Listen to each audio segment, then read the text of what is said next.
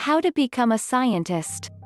Because the sciences are so diverse, there are numerous career options for aspiring scientists to pursue, depending on what they are most interested in. For example, if you enjoy zoology, you could become a wildlife scientist who studies animal behavior, or a chemical prodigy could become a chemist whose study could help heal disease. Whether you want to work in a lab, perform field research, or teach science, becoming a scientist can bring lucrative and intriguing professional opportunities. You can chart your own career path by focusing on your studies and viewing the world through the eyes of a scientist. Setting the groundwork. 1. In high school, take the essential preparatory classes. You should attend programs that give you the analytical and critical thinking skills you will need as a scientist beginning in high school and continuing through your undergraduate years in college. This is a requirement if you want to get ahead later in life. You'll need to be highly skilled in mathematics. Physical scientists employ mathematics extensively, particularly algebra, calculus, and analytical geometry, but biological scientists employ math less frequently. Statistics are also essential for all scientists. Consider attending a scientific camp during your senior year of high school. You will work on more extensive projects than you would in ordinary science lessons at school. 2. In college, start with the fundamentals. While you will later specialize in a specific area, you will need to take basic courses in biology, chemistry, and physics to ground you in the fundamentals of each subject, as well as the scientific method of observing, hypothesizing, and experimenting. You can also choose elective courses depending on your interests or to discover new interests to help you define your specialty. You can commit to a more specific discipline of science in a year or two.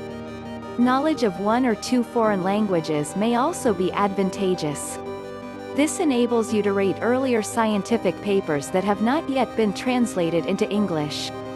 Furthermore, being multilingual will allow you to collaborate with scientists from all around the world, as well as pursue research possibilities in other nations. French, German, and Russian are the most useful languages to learn.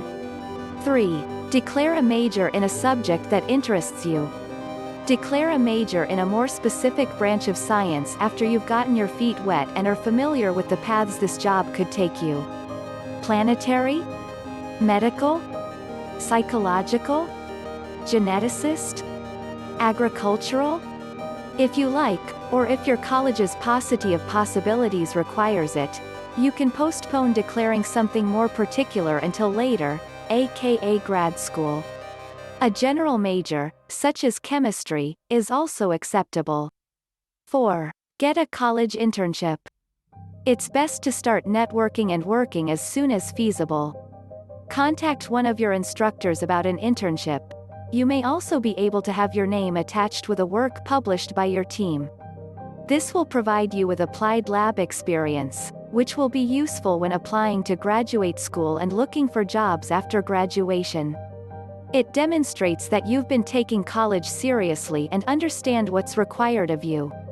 If you wish to be a field researcher, look for an internship with an environmental organization like the United States Fish and Wildlife Service.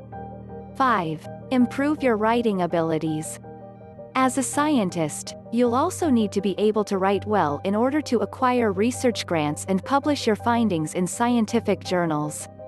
English classes in high school and technical writing classes in college will assist you hone your talents. Keep current with the field by reading scientific journals.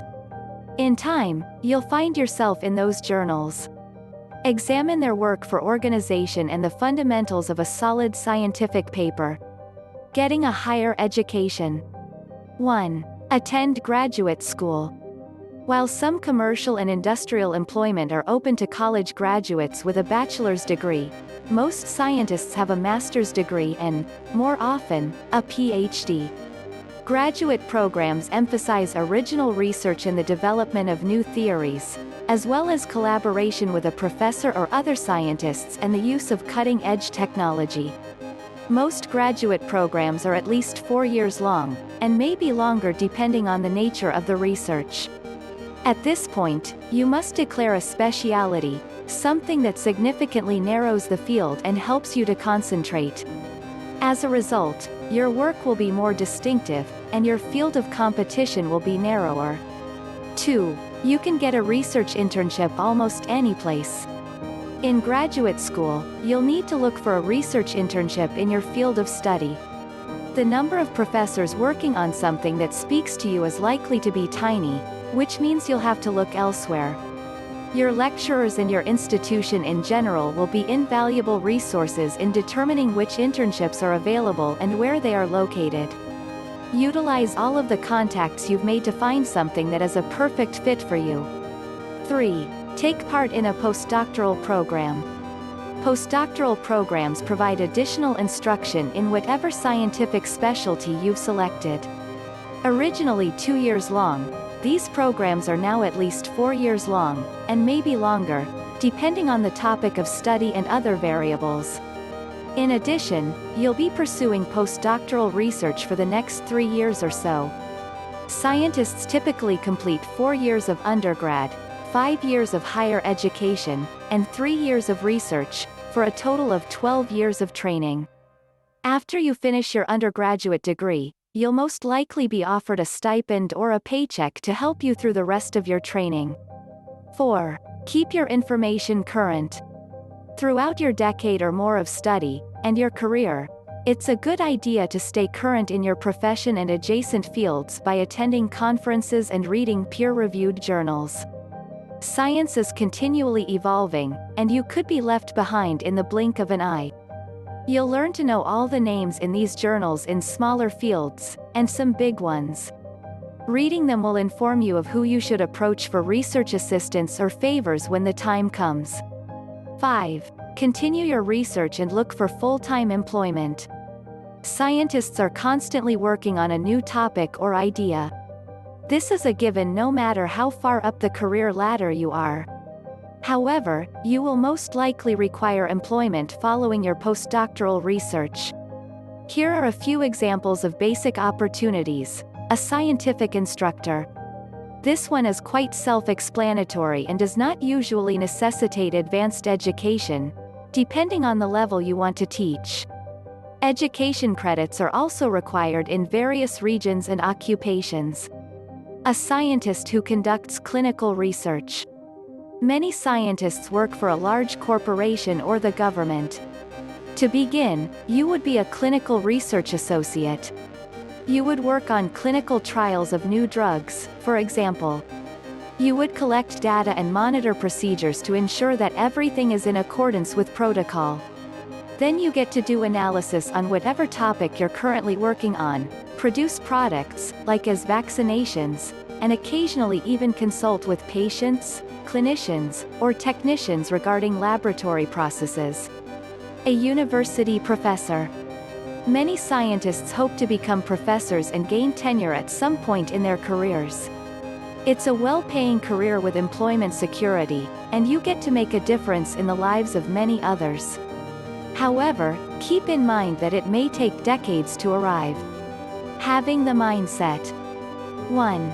Be enthralled.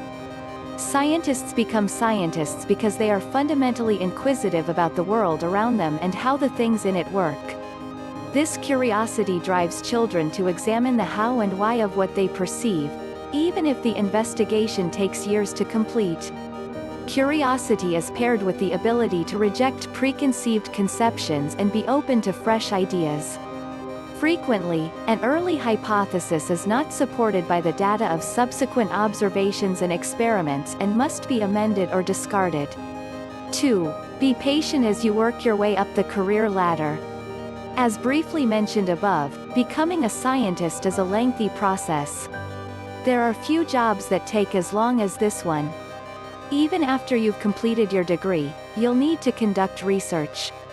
If you like rapid pleasure, this may not be the job for you. Some positions require simply a bachelor's degree, while others may require a master's degree or even a PhD. If you're not in a position to spend a decade earning less money, this could be a reasonable option. 3. You've secured a difficult job, so be diligent and perseverant.